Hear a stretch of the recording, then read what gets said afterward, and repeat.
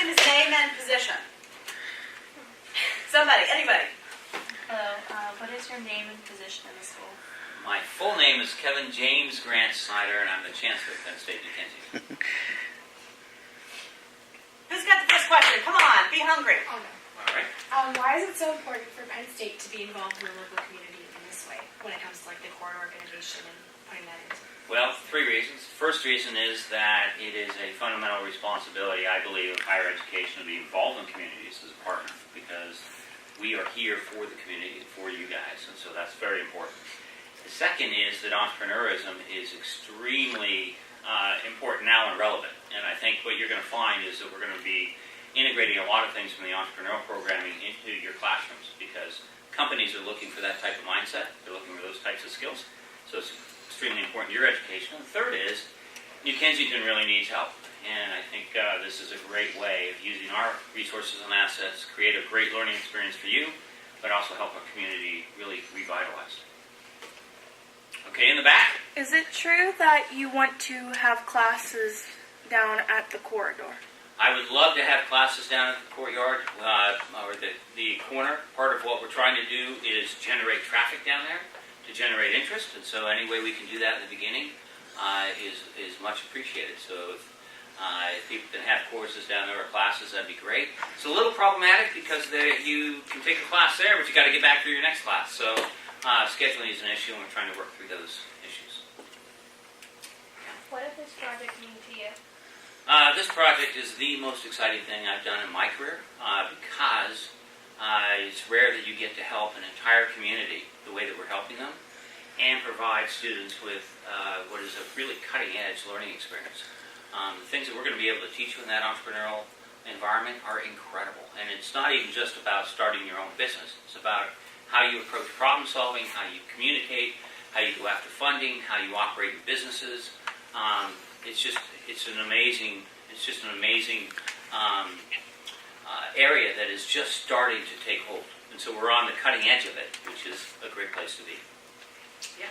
Well, I have 2 questions. My first one is, how can students become more involved in the corridors? Great question, lots of ways. The first way is to kind of keep your eyes and ears open and come down and participate in the programming we have down there. Right now we're starting out with a 4-week kind of boot camp, which is just kind of a trial for people so that you can see what being an entrepreneur is about. And let me say, entrepreneur here is different than just starting your business. So you might have a business, you might be thinking, you know what, I want to start a pizza parlor, or I want to join Uber, or something of that nature. We're not talking about that. We're talking about participating in innovation, in creating new product, new ideas, and trying to make money from that. So this first session is really to introduce you to that world, and it starts it's once a week, every Monday night for the month of February.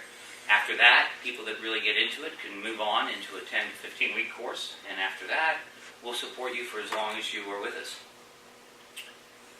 So getting involved in the program is the biggest piece of it. And just going to your professors and saying, hey, what are you doing in this entrepreneur thing? How do I get involved? Because we're trying to generate interest among our professors as well. Yeah, 2 parts. Oh, yeah.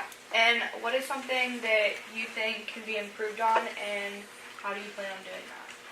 With entrepreneurism in general, or the world, or what? Well, yeah. Well, I kind of meant with it, like, the entrepreneurship itself. Yeah, I think, we've got to become a little bit more defined in what we're going to offer. And I'm working with Arconics and with Siemens, with Westmoreland County Forum, which is every school district in Westmoreland County, to figure out how we develop some educational packaging at all levels so that we can produce the workforce that's needed for tomorrow, and using this entrepreneurial center to do that.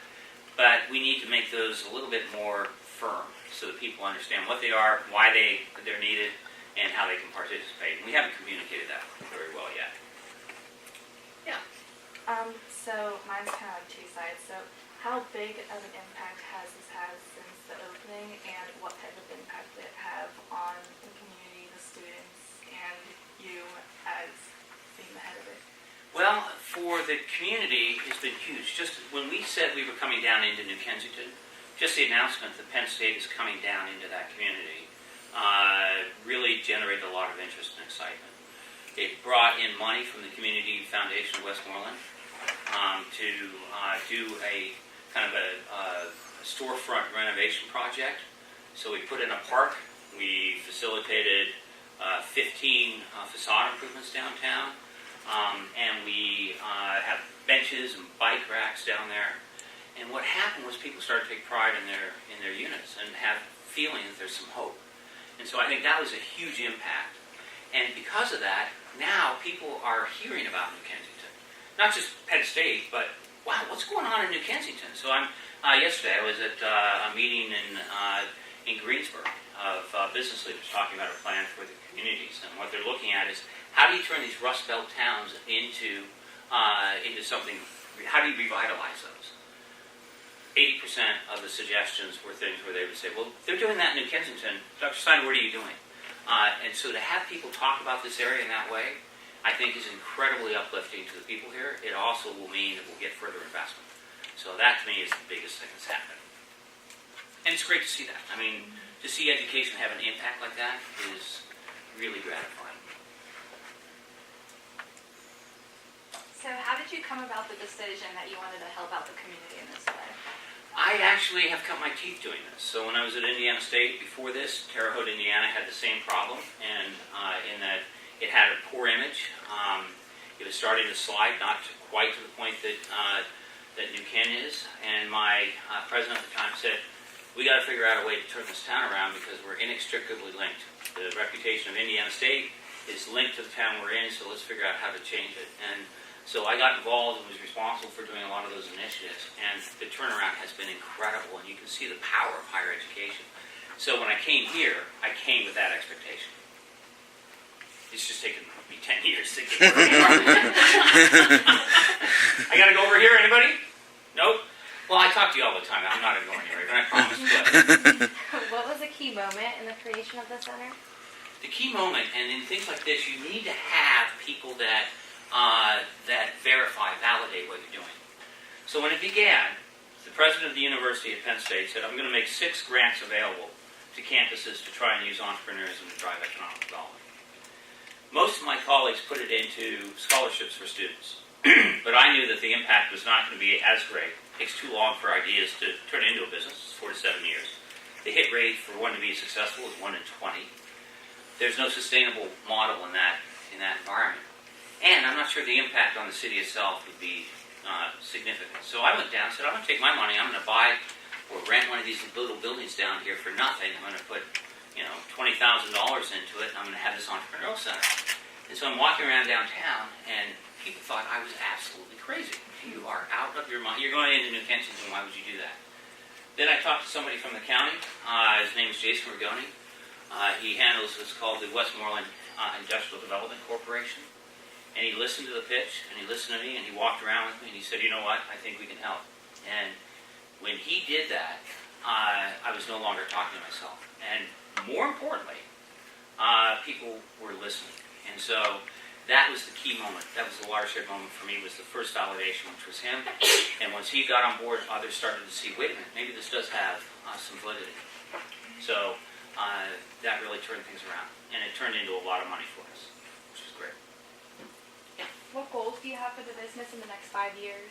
Or anything you want to see happen? Yeah, actually, we have some set measures of success.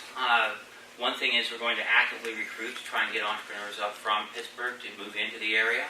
So that's one. The other is working with Arconic.